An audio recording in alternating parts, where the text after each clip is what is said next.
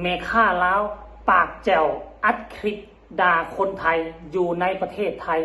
บ่เพียงแต่ข้ามคืนตำรวจไทยเข้าไปเคาะประตูจับไปเป็นที่เรียบร้อยแล้วกราบทักทายสบายดี FC ทุกท่าน FC ทุกคนเนาะมาพบมาพ่อกับค่อยซ่องความเสื่อมือนี่ท่านผู้ชมมีเรื่องราวข้อมูลข่าวสารเกี่ยวกับการทะเลาะวิวาทกันในโลกโซเชียลเพราะว่าจะเป็นคนไทยและกับคนลาว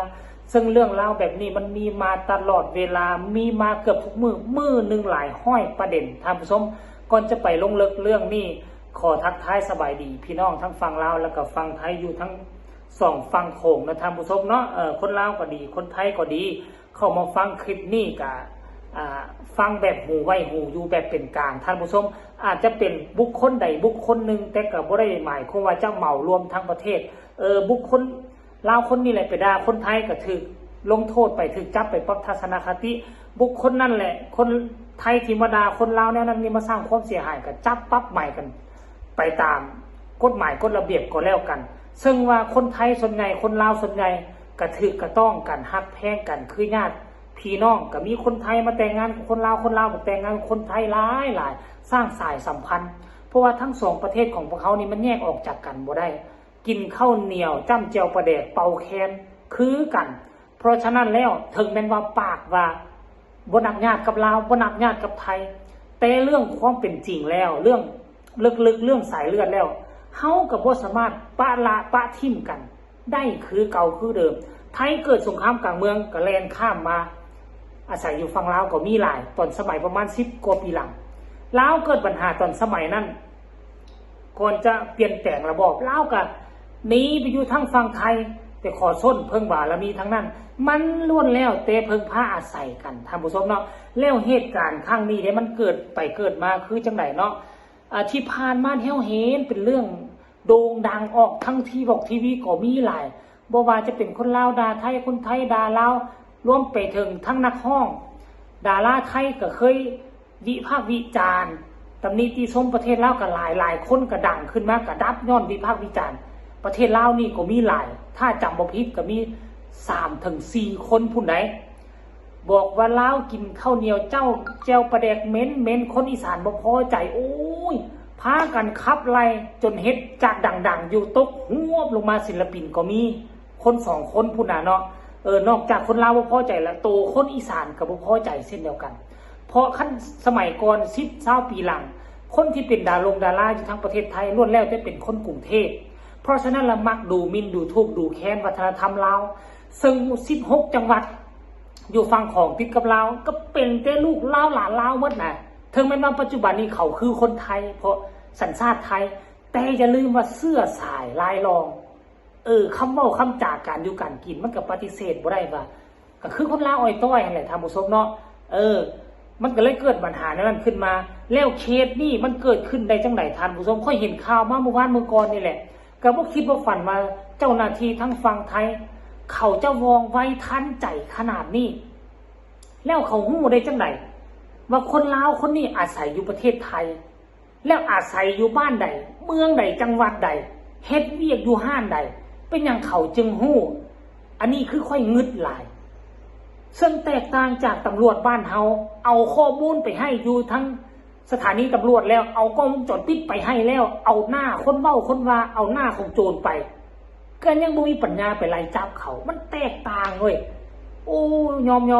มันแตกต่างอีหลีเว้ยบ้านเขานี่น่ะโจรน่ะเอาใส่ในโรงศพมาแล้วก็แล่นไปลักเครื่องคนอื่นมันยังไปตามจับได้ทั้งที่ปิดหน้าปิดตาแต่บ้านเขาเปิดหน้าเปิดตาโน่นนี่ไปเลยยางดงไปลักรถเขาจับบ่ได้ต่างกันหลายความรู้ความสามารถเนาะประเทศเจริญกับประเทศที่บ่เจริญนี่มันก็ต่างกันหลายเนาะเอาเรื่องราวนี่ผู้หญิงคนนี้นี่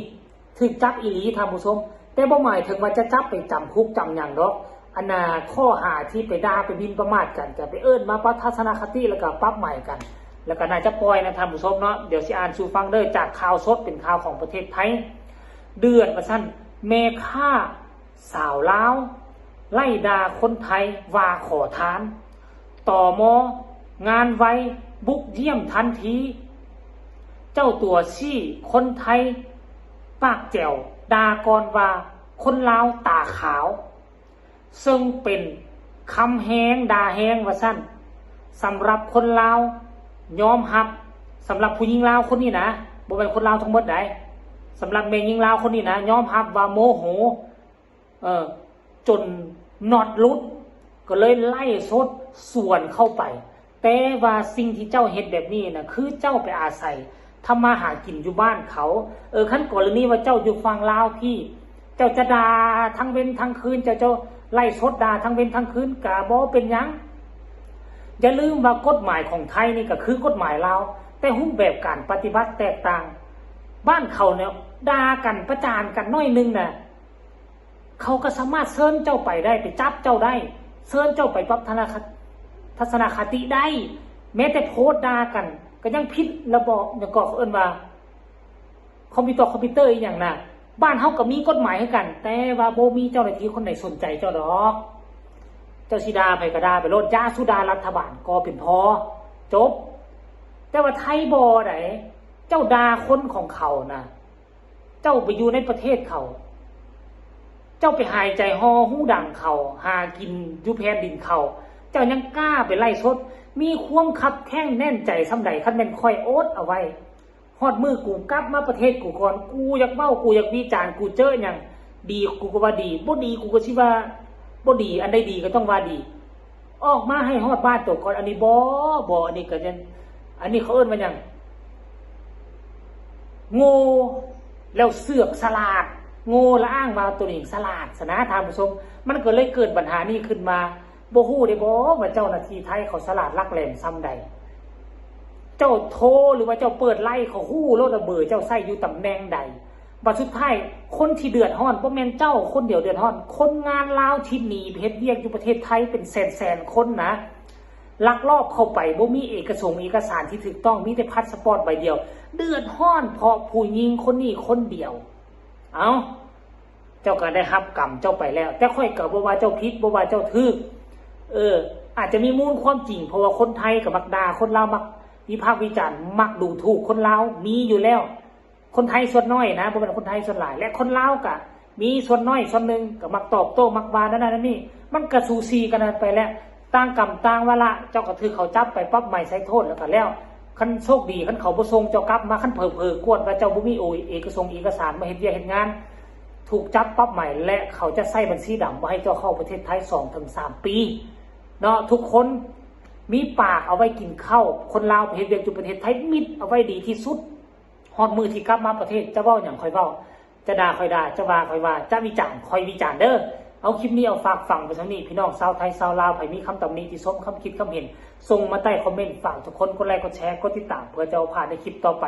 ที่สำคัญอย่าลืมเนาะไม่ต้องกดข้ามโฆษณาพบกันใหม่ในคลิปหน้าสำหรับคลิปนี้สบายดี